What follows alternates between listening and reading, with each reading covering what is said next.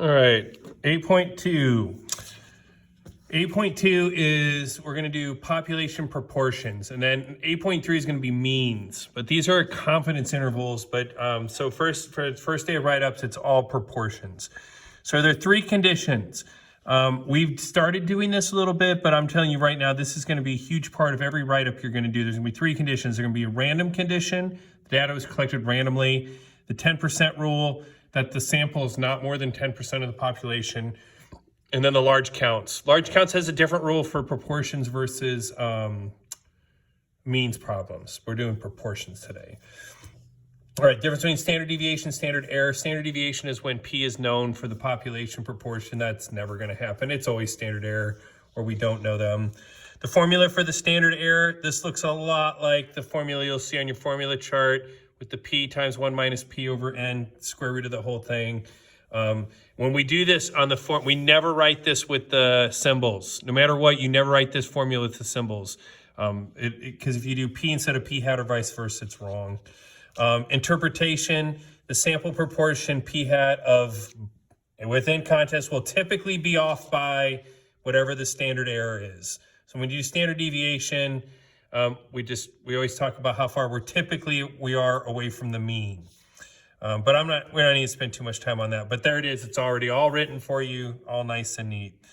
So when we do a confidence interval, critical value is going to be our z-score. And we're going to find that on the calculator. And this is what we're going to talk about right here. So what they're going to talk about here, they're going to say we want a 96% confidence interval for a proportion. All right. On our calculator, we're actually going to use inverse norm, but we're actually going to do 0.98. Now it says 96%, but we're going to do 0.98. So that gets a little bit confusing. So why is that? Well, if we want a 96% confidence interval, excuse me, we want 2% on each side. So we got a tail over here with 2% and a tail over here with 2%, 96% inside the middle. However, in our calculator, when we find that spot, we're gonna only be able to find this one location here with the 2, right? So we actually have 98% to the left of our point. So when we type in the inverse norm, we want to do 0.98. I call this split the difference. So whatever they tell you for the interval, you split the difference between it and 100. So 80 to 100 is 20. Split that difference, 10. And then the gap from 80, then you go up 10. So 90 to 95, 95, halfway to 95 from 100 is 97.5, and so on. That's what you'll actually type in to inverse norm to get this critical value, and they call it Z star. And that's part of the confidence interval. So you do the point estimate plus or minus the critical value times standard error of the statistic. That's going to be the Z star, inverse norm. All right, so there's that formula. There it is with the Z star. They don't give you this formula, but it says instead of P hat and Z star, it's going to say point estimate, critical value, standard deviation of the statistic.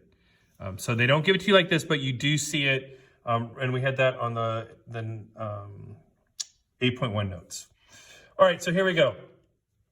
So this is kind of walking us through a write-up. This is actually not a complete write-up, but it's pretty close. It's kind of getting us to go through it.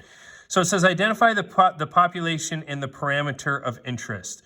So on this problem right here, it says students in AP Stats want to estimate the proportion of pennies in circulation that are more than 10 years old.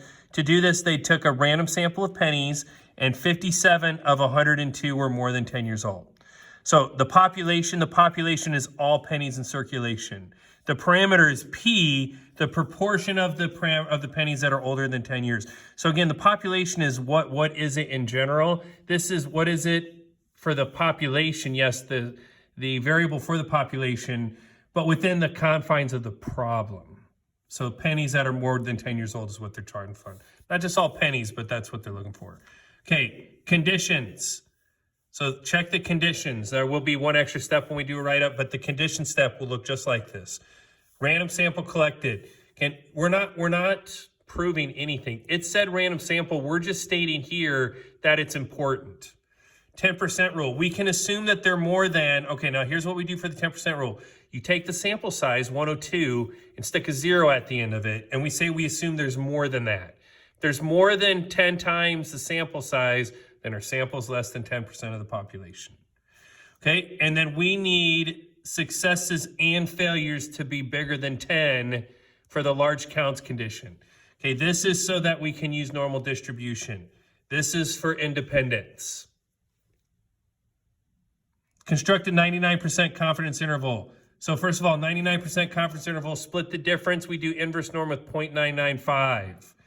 That seems really weird at first. I'm telling you right now, I've never, ever in 7 years had a student screw that up. Not be able to get it overall. I'm not saying nobody's ever missed it. I'm saying I've never had a student that was trying and just couldn't figure that out. It just takes a little while to get used to. So there's our critical value. There's our Z star. So Z star right here, that's that point, or 2.58. That's what we get from inverse norm. This is the point estimate. Okay, p hat. What happened in the sample that we got? 57 out of 102. And then here, 57 out of 102. We might have a decimal for that. If it was a nice decimal, I would for sure use a decimal. But for the notes, I just used the fraction. 57 over 102, 45 over 102, multiply, math, and we get these numbers. Right? Now, it is important you understand how this formula works, but the calculator will just be spitting us out the confidence interval when we actually do these. Interpret the interval. We are 99% confident that the interval from 0.43 to 0.68 captures the true population proportion of contacts pennies that are more than 10 years old. True population proportion. Get used to that. Or true population mean, but the first day we do proportions, not means. Is it plausible that more than 60%? And you'd say, yes, it's plausible because we have values that are larger than 60. All right? Or it says, I'm sorry. And also, is it plausible that it's 60? 60% is captured within that value. Okay, now, do we have proof that it's over 60? We do not. We would need all the values to be bigger than 60. We don't have proof that's less, but 60 is possible. Is it plausible that it's more than 60? Sure, because we have values in the interval that it's bigger than 60.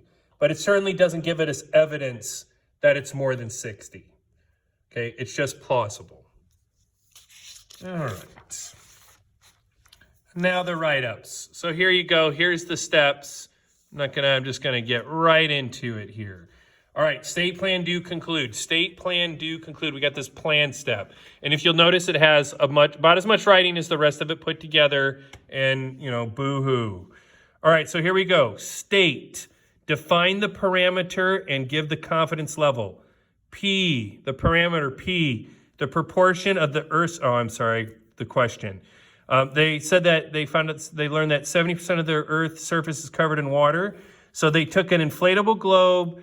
The dad spun the globe, threw it to the girl wherever her pointer finger touched. That's where they took, they decided if it was land and water, and they did it 50 times, and 33 times it landed on water. So they're kind of trying to do some outside the box here, but that's what's going on. So P is the proportion of the Earth's surface that is covered in water with 95% confidence.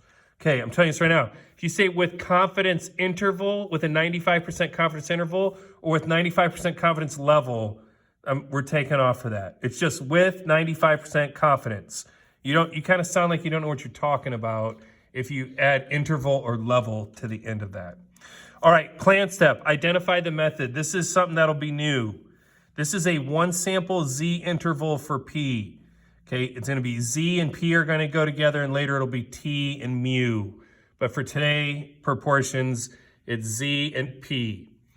Okay, so one sample Z interval for P. Random, we toss or spin the globe ensures randomness. So we don't say we assume random, or we don't say they took random. You have to actually explain what makes it random. 10% rule, we assume that there are more than 500 places to land on. So we did 50 of them, we have to assume that there's more than 500. Large counts, we had 33 successes, 17 failures. Okay, if you talk about success being landing on water, both of those are bigger than 10. That checks. Okay, here I have the interval, the math worked out. You actually don't even have to do that. You just give the interval. Calculator does it. If we state this step right, then we only have to give the answer here. That's good. But again, we need to know how to do this for multiple choice questions. We need to understand this formula. So there it is. And then we are 95% confident, okay, 95% confidence that the interval from here to here captures the true population or the true proportion of the Earth's surface that is covered in water. And then does this help support their claim? And yes, because 70% is within the plausible values, then this helps support that claim. Again, if I want to talk about more or less than, which they don't on this one, do we have evidence that it's more than 50? Because not just 50, is it plausible, but more than, yes, we have evidence more than 50. Evidence that it's more than 60%? No. Even though I know there's a lot more of it that's bigger than 60, then that's you need the whole interval to be bigger than a number, not just most of the interval. All right, last bit here. What is the formula for the margin of error? It's z star times p hat times 1 minus p hat divided by n. It's not on the formula card, but again, you need to know that the margin of error is the last two parts of the confidence interval. So when we talk about it, when we had right here, it's just this piece. The critical value times the standard deviation of the statistic. All right, how do you choose p hat when solving for a sample size? So right here, you got to use the 0.5 for p hat because it's the most conservative estimate. Now, how does that work?